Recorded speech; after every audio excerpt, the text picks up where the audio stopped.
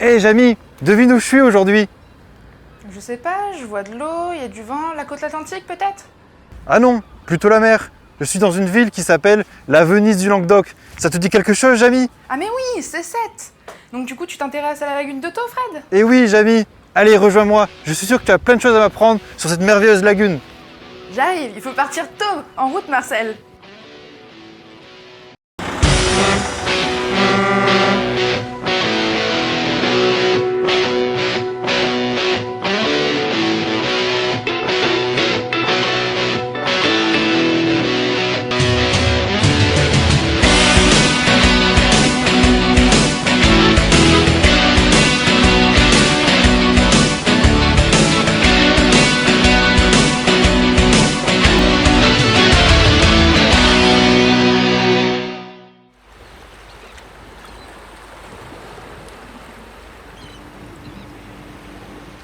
Grande de ses 7500 hectares, la lagune de Thau est la deuxième plus grande lagune de France. Elle est située au pied de la ville de Sète et est très urbanisée. On estime que la population des principales communes qui bordent la lagune est de plus de 5000 habitants et peut doubler en été en raison du tourisme. D'ailleurs, il n'y a pas que les humains qui ont élu domicile dans cette lagune. On va retrouver de nombreux animaux, comme les oiseaux, qui sont ici de passage ou présents toute l'année. Tu vois, Jamy, par exemple, il y a des flamants roses, des goélands. Oh, mais je comprends pas, Jamy. Il y a marqué étang de Thau. Je comprends plus rien. C'est une lagune ou un étang finalement? Eh bien, on aurait plutôt parlé d'une lagune. En effet, lorsque l'on zoome sur ce système, on peut voir que Thau est fermé et isolé de la mer par un long banc de sable et de roches que l'on appelle le cordon littoral. En réalité, Thau n'est pas complètement isolé de la mer Méditerranée et y est connecté via des gros qui y déversent de l'eau salée. On a notamment le gros de Pisse-Saume, le canal d'Équille ainsi que le canal de Sète. En plus d'être alimenté par la mer Méditerranée, de l'autre côté, au niveau du continent, Thau est connecté à de nombreux affluents d'eau douce, dont la rivière de la Veine et le canal du Midi qui y sont les plus importants. Ainsi, ce système est à l'interface entre le continent et la mer et reçoit à la fois de l'eau douce et de l'eau salée, ce qui fait précisément de Thau une lagune. Par définition, un étang est, quant à lui, une étendue d'eau stagnante, qu'importe qu'elle soit salée ou douce. On peut donc dire que Thau est un étang, mais c'est moins précis que de dire que Thau est une lagune. Au sein et autour de la lagune de Thau, l'humain a établi de nombreuses activités, comme la pêche, le sport nautique, la viticulture, l'industrie, mais aussi les thermes. Ici, l'activité la plus connue, c'est la conchiliculture, c'est-à-dire l'élevage d'huîtres et de moules, d'où proviennent les fameuses huîtres de Pousic. Grâce à un énorme réseau de tables métalliques sur lesquelles grandissent les coquillages, environ 600 producteurs de la lagune fournissent 10% de la production totale française d'huîtres. Pas mal, hein? En plus des activités humaines, la lagune de Thau est reconnue pour sa biodiversité exceptionnelle. Dans cette eau apparemment calme, on va retrouver tout un écosystème dans lequel vivent plancton, poissons, petits crustacés et des mollusques. En l'absence de requins ou de mérous dans la lagune, les jeunes poissons, comme les dorades, peuvent y grandir paisiblement à l'abri de ces grands prédateurs, ce qui fait le bonheur des pêcheurs. Les différents affluents d'eau douce charrient également bon nombre de nutriments riches en azote et en phosphore, qui favorisent le développement d'alguiers et de grands herbiers sous-marins. Ces derniers constituent un lieu de ponte important et des habitats privilégiés pour de nombreuses espèces animales et végétales de petite taille. Hé Jamy, regarde ça. Tu vois ces sortes de filaments verts bouger au gré des courants? Eh bien c'est ce qu'on appelle des herbiers. Alors vu comme ça, ils ne paraissent pas très attirants et pourtant ils sont d'une importance biologique, écologique et économique considérable en Méditerranée. Alors dans la lagune de Thau, les herbiers sont surtout constitués d'une ou deux espèces de plantes qu'on appelle les zoostères. Alors contrairement à ce qu'on pourrait penser, les zoostères ne sont pas des algues, mais des plantes à fleurs, tout comme les orchidées ou les rosiers. Regarde, elles ont même gardé leurs tiges et leurs racines.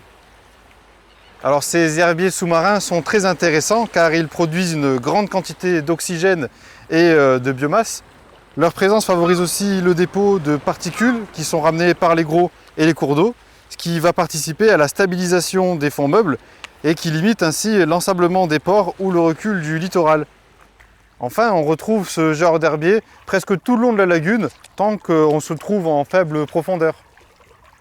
Avec leurs longues tiges et leur forte densité par endroits, les herbiers de zoostère constituent des zones de refuge, de ponte et de développement pour certains animaux, comme les poissons, mais aussi tout un lot d'animaux plus petits. Regarde, une équipe de scientifiques est d'ailleurs en train de regarder quelle diversité d'animaux on a sur ce site de Marseillan. Allez, Jamy, viens voir, on va regarder ce qu'ils trouvent. Alors les scientifiques me disent que dans les herbiers de la lagune de Thau, on va retrouver essentiellement des escargots, qu'on appelle les gastéropodes, des vers marins, que les scientifiques s'amusent à renommer les polychètes, ou encore des petits crustacés. Par exemple, on retrouve des sphéromas, des idotéas, des néréis, ou encore des gibulas. En fait, ce sont essentiellement des invertébrés. D'après les scientifiques, sur ce site de Marseillan, ça fait pas mal d'espèces, mais ça va dépendre apparemment des endroits où on échantillonne. Dans certains endroits, on va avoir plus d'invertébrés, d'autres moins. En fait, ça dépend des zones. Mais dis-moi, Jamy, d'après toi, pourquoi est-ce qu'on ne trouve pas exactement les mêmes invertébrés d'un site à un autre? Je comprends plus, moi. Eh bien, les réponses sont multiples. En fait, les scientifiques ne sont pas sûrs et sont encore en discussion pour déterminer la raison principale. On pense que c'est certainement un ensemble de paramètres qui expliquent les différences de composition et de diversité des invertébrés au sein de la lagune, notamment ce qu'on va appeler les paramètres physico-chimiques de l'eau, comme la température, la quantité de sel, ou encore le pH, ou même l'oxygène dissous dans l'eau, qui serait susceptible d'influencer l'installation ou non de certaines espèces dans notre lagune. Certaines espèces préféreront des conditions particulières, d'autres préféreront des conditions un peu différentes. Par exemple, dans notre milieu, nous pouvons avoir beaucoup d'oxygène dissous, faible acidité, une forte salinité qui nous donnera une composition en espèces propre à ce milieu. Dans un autre environnement, nous pouvons avoir une faible oxygénation du milieu, beaucoup d'acidité et une faible salinité, ce qui nous donnera ici aussi une composition différente de celle-ci en espèces. En règle générale, à l'échelle du globe et dans les eaux côtières, lorsque la température va augmenter, on va retrouver en moyenne plus d'espèces. Au contraire, lorsque la température va diminuer, il y a en moyenne moins d'espèces. Ce sont des tendances générales, mais évidemment, il existe des cas particuliers où ce n'est pas le cas. Ce qui est particulier dans le cas des lagunes, c'est que certains paramètres physico-chimiques comme la température, la salinité ou encore le pH de l'eau vont varier d'un endroit à l'autre. Je m'explique. On va prendre un exemple simple qui est la salinité. La mer Méditerranée connectée à la lagune de Thau avoisine une salinité à 39 grammes par litre d'eau. Celle-ci est connectée via des canaux que l'on appelle les gros qui vont y déverser de l'eau salée. Ainsi, les endroits connectés aux gros auront une salinité proche de la mer Méditerranée. A l'inverse, au niveau du continent où on trouve les affluents d'eau douce qui rapportent cette même eau au niveau de la lagune, on aura tendance à avoir une salinité beaucoup plus faible en comparaison. Au final, on voit bien que pour la salinité, il y a des variations en fonction de la distance d'entrée d'eau douce ou d'eau salée, construisant ainsi un gradient au niveau de la lagune. Il y a également un point important à prendre en compte, ce sont les saisons. En effet, en fonction du mois de l'année, les paramètres physico-chimiques peuvent varier. En été, la lagune, qui est une cuve peu profonde, en moyenne 4 mètres, est fortement influencée par les rayons du soleil qui la réchauffent. En comparaison, la mer Méditerranée est beaucoup moins influencée par ces rayons lumineux puisqu'elle a une taille et des profondeurs beaucoup plus importantes. Par conséquent, l'eau de la lagune est en moyenne plus chaude que celle de la mer. Et plus on se rapproche de la mer, plus elle a tendance à se refroidir. De même, en été et avec les sécheresses, les différents affluents du continent se resserrent, provoquant ainsi des diminutions des apports en eau douce dans la lagune. S'ajoutent à ça les fortes températures de l'été qui provoquent des évaporations plus importantes au niveau de la lagune. Ainsi, l'eau de la lagune se retrouve plus salée que la mer Méditerranée. Au contraire, en hiver, les paramètres s'inversent. Comme la profondeur de la lagune est faible, l'eau est plus soumise au vent et est davantage brassée par l'air froid. L'eau de la lagune se refroidit donc plus facilement que l'eau de la mer. La température de la lagune est donc plus fraîche que celle de la mer. De plus, en théorie, dans la région, à partir du mois d'octobre, il pleut davantage et l'évaporation au niveau de la lagune est moins importante. On note aussi que les différents affluents continentaux vont s'élargir, permettant ainsi des apports plus conséquents en eau douce dans la lagune. Par conséquent, l'eau de la lagune est moins salée que l'eau de la mer Méditerranée. En plus des modifications naturelles des paramètres physico-chimiques au sein de la lagune en fonction de l'espace et le temps, certaines installations humaines contribuent aussi à faire varier ces paramètres. Par exemple, le réseau de tables conchylicoles, représenté ici, est le plus grand d'Europe et permet l'élevage d'huîtres et de moules.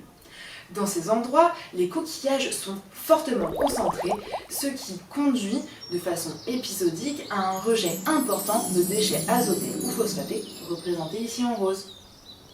En plus de cela, les différents affluents continentaux n'apportent pas uniquement de l'eau douce. En effet, ces affluents sont en contact permanent avec les rejets des activités industrielles, urbaines et agricoles, dont les composés, qui sont souvent de nature azotée ou phosphatée, sont apportés par les cours d'eau et atterrissent directement dans la lagune.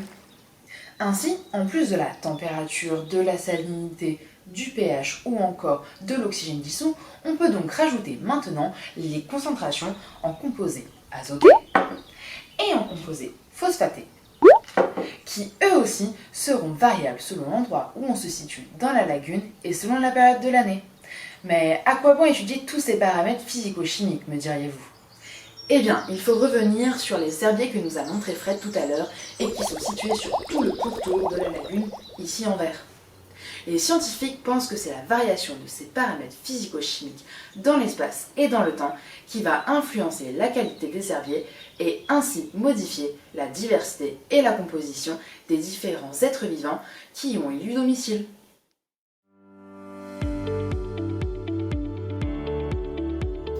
Afin d'estimer la différence spatiale des paramètres physico-chimiques et de regarder s'il existe une différence dans la diversité d'espèces d'invertébrés présents dans la lagune, les scientifiques ont choisi 4 sites d'herbiers à échantillonner.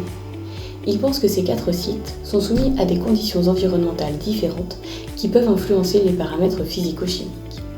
Par exemple, un site est situé en face du canal de Sète et est donc caractérisé par l'arrivée d'eau salée.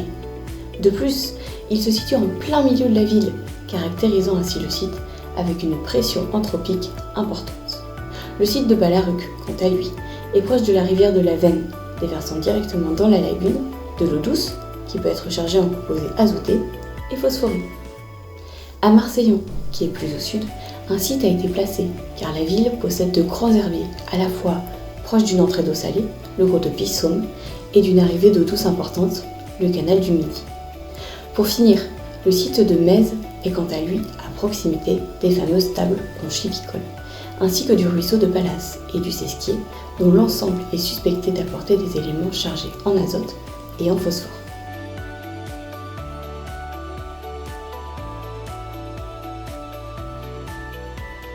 Dans chacun des sites, les scientifiques relèvent les paramètres physico-chimiques à l'aide d'appareils de mesure de terrain, comme un thermomètre pour la température, un pH-mètre permettant de mesurer le niveau d'acidité de l'eau, un oxymètre pour la concentration en oxygène de l'eau, et enfin un réfractomètre pour la concentration en sel.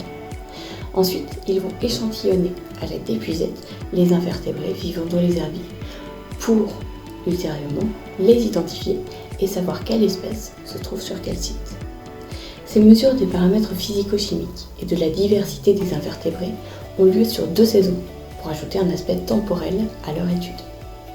Ainsi, les scientifiques vont pouvoir regarder et essayer de comprendre si certains paramètres, comme la température ou la salinité, peuvent expliquer la diversité et la composition, c'est-à-dire la présence et la quantité de certaines espèces dans la lagune.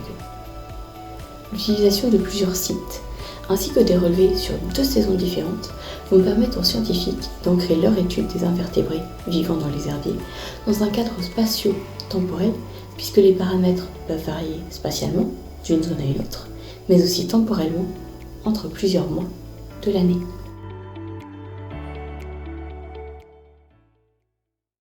Hey Jamy, une fois que les scientifiques ont fini les différents prélèvements dans la lagune et qu'ils ont fini d'identifier les espèces de macro-invertébrés qui s'y trouvaient, ils vont pouvoir passer à la phase d'analyse. C'est-à-dire qu'à partir d'un grand jeu de données, ils vont pouvoir tenter de trouver des corrélations, des explications ou encore des vérifications de leurs hypothèses. Allez Jamy, viens voir, on va voir quels résultats ils ont trouvé. Alors d'après ce que j'ai pu comprendre, si nous sommes en visio aujourd'hui, c'est que vous êtes en déplacement à l'étranger pour une mission scientifique. Et malgré ça, est-ce que vous pourriez m'éclairer un peu sur vos résultats et vos analyses que vous avez fait dans la lagune?